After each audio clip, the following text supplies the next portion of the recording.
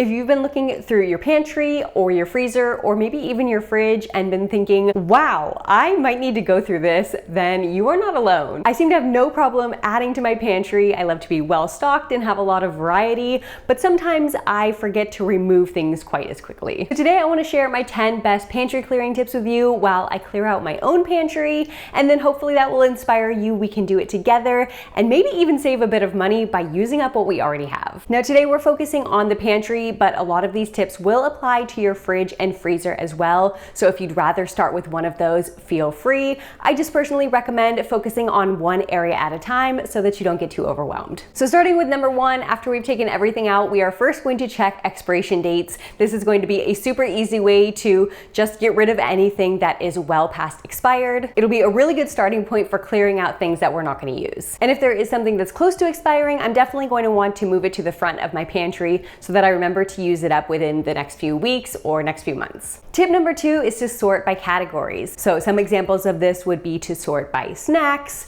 by condiments, by baking items. And this will help you not only locate the item very quickly, but it will also help prevent you from buying duplicate items. So for example, if you're about to head to the grocery store and you think you need chocolate chips, you can just quickly head over to the baking section of your pantry and double check whether or not you need them. And because we've already gone through all the expiration dates of these items, one of the categories is going to be use this item up quickly. So anything that is expiring within the next few weeks or few months is going to go into this category. And so I'll know to use up the items in that category ASAP. Number three, donate not expired items. So after checking all your expiration dates, if you have some items that you are sure you are not going to use, go ahead and start a donation box. This is especially good for items such as canned goods that are non-perishable. Those can be donated to local food banks or charities. Number four, use FIFO, first in, first out. So the first in, first out method is great for your pantry, your fridge, and your freezer. Essentially, you're going to want to put the items that are the oldest in the front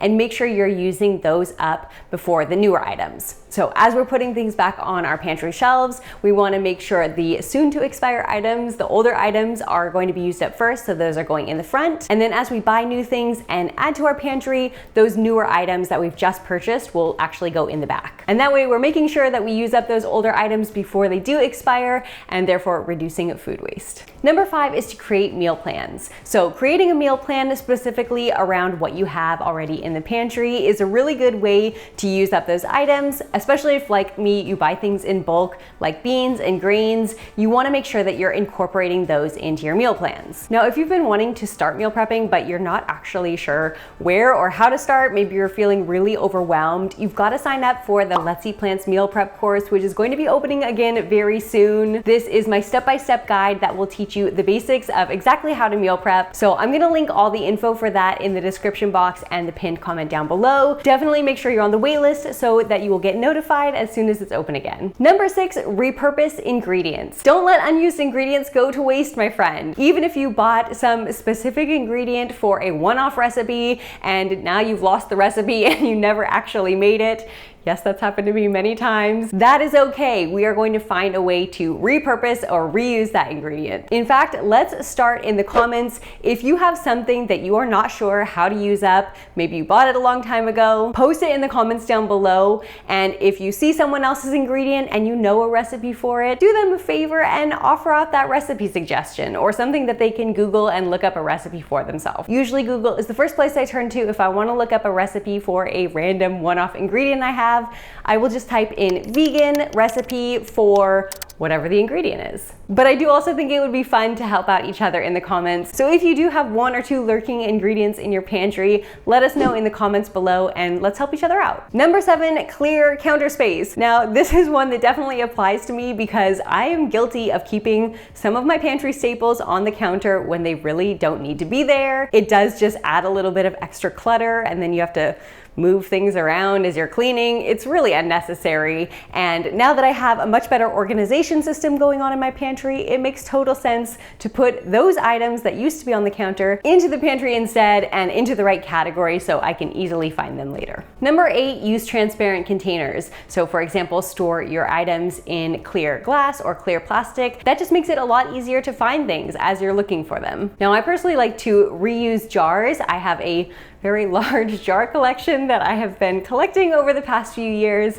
And when I buy beans or grains in bulk, I will usually transfer a smaller quantity into a jar and then keep it in my kitchen, whereas the larger bag will stay stored in an excess storage place somewhere else in my house. So it really doesn't make sense to be storing a huge 10-pound bag of beans right in my kitchen pantry. There's not really space for it, and the jar helps me find it easily. I prefer glass personally because I think it's a little bit better quality to store your food in, but that's totally personal preference. And I just find this system a lot easier, not only for my pantry, but also my fridge. You'll see a lot of times when I'm doing a meal prep, I'll be storing my food in those glass Tupperware containers. And that is not only to help keep the food fresh, but also just to help easily find the food as I'm looking through my fridge. So to save a little money, you can repurpose jars, like I said, or you can even check your local thrift stores. Sometimes there's some really good quality glass containers there as well. Number 9, regularly review. This is where you set a schedule to review your pantry, fridge, or freezer and what you already have in there on a regular basis. This is something I'm definitely guilty of not doing, which is how we have come upon this situation in the first place. But now that it's organized, it's definitely something I want to stay on top of. And this regular review system is something I'd like to implement every 6 months, but you can do it more or less frequently depending on your needs. I think also for fridge and freezer items, a regular review will need to happen more often. With fridge items, I usually do a review about once a week because I do my weekly grocery shopping and meal prepping that often. And then with the freezer, it should be once every 2 or 3 months, as that's when you want to be using up those items you have stored in there. Number 10 is to be realistic. This is also something I'm guilty of. I have definitely held on to things for longer than I should, thinking that I'm going to use it up, but then I never do. So if that sounds like you, it is time to let some of those things go. Like I said, if they're unexpired, you can donate them. If they are expired, just get rid of them. And just try and be realistic on what you're actually going to be finding a recipe for and actually using up. And hopefully this tip will also help you out in the future as you are shopping. If you see a one-off exciting new vegan item, you see some jackfruit sitting on the shelf and you remember a random recipe you saw years ago that used jackfruit, go ahead and do a little research before just adding that item to your cart. Make sure it's actually something you want to purchase. So as I mentioned, let's help each other out in the comments. If we do have those one-off items that we really want to use up, offer out some recipe ideas if you have any. And of course, if you are looking to learn more about meal prep, make sure you sign up for the Let's Eat Plants meal prep course waitlist. I'll leave all the information in the description box and the pinned comment below.